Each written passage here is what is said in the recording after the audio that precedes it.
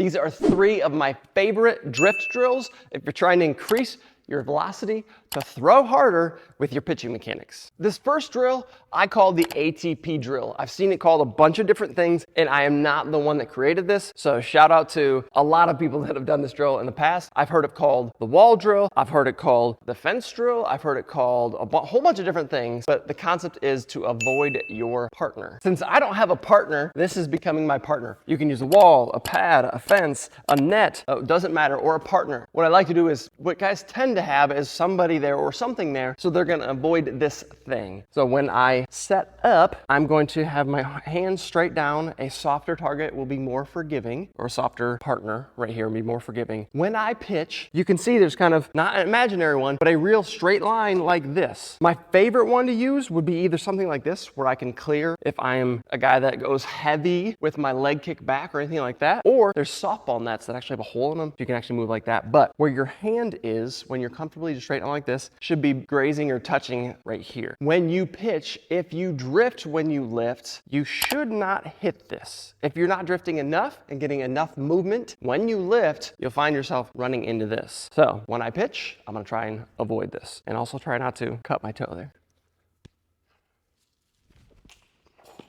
The second drill is called the shoulder lean. Now, I'm no dancer or no artist, but the shoulder lean, anyways, the shoulder lean. For the shoulder lean, I'm not gonna dance again, but the concept and the idea is to over exaggerate your forward lean. As a lefty, it would be my right shoulder. I'm gonna take that down. So many guys wanna aggressively kick back like this because they're told for right or for wrong to really get back like this with their shoulder tilt. We're gonna actually tilt forward toward the target, because oftentimes what happens is when you lift, you end up straightening out your shoulders. So we're gonna go counterintuitive, counter shift when you lift, to hopefully get the idea in your mind of my spine is gonna start moving this direction when I lift. I'm not saying you shouldn't tilt, or you should, but if we take your shoulders forward in this type of tilt, regardless of how much you tilt, this will take you out of your back leg a little bit earlier, because when you lift, you should start to drift. So I start, instead of here, I'm gonna start tilted here either with my spine or my shoulders, and then I'm just gonna start going when I lift.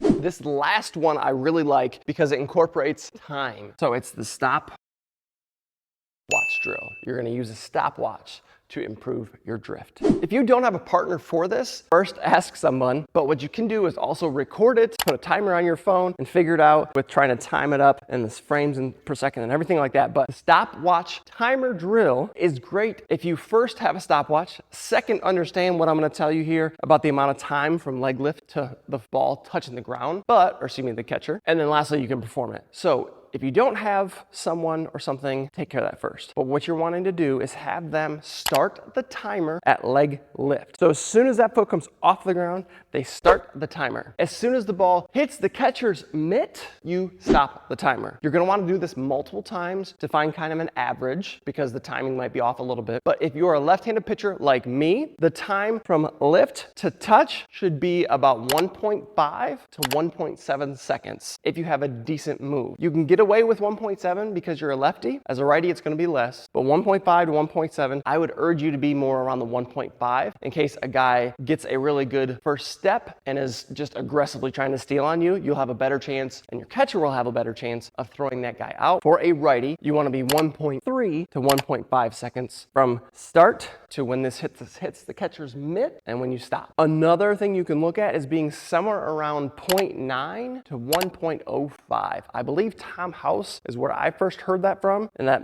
I might have butchered the time, but right around there, 0.9 seconds to 1.05 seconds. So right around a second. And that is from like lift, so your foot lifts, to foot touch. And what that looks like is start and stop the timer when you go. So you're just doing your normal pitch, and then you would start the timer and stop. Start, stop.